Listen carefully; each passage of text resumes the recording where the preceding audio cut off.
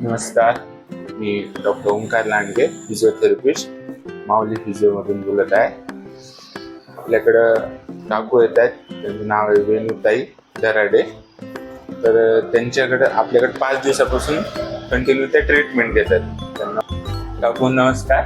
नमस्कार. काय काय होत होतं तुम्हाला?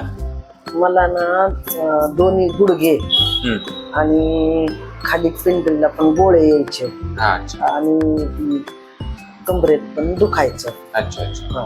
मला चालायला असं हळू येत होतं अगोदर. अच्छा.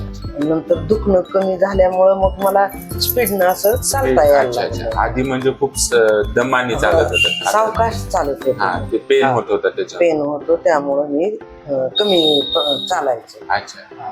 आणि आता थोडस लांबच चालते. अगोदर इतकं चालत नाही. अच्छा, म्हणजे चालणं वाढलंय तुमचं? चालणं वाढलंय. हा.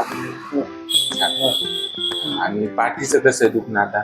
पाठीचं मला बसताच येत नव्हतं सर अगोदर. अच्छा अच्छा. म्हणजे असं दुखायचं ना. आता बसायला हे ते मला चांगलं येतंय. अच्छा, बसता येत. आधी बसता येत नव्हतं, आता बसता येत. मी दररोज जायचं, पाय असं सरळ करताना पण दुखायचे. ते दुखणं कमी झाले.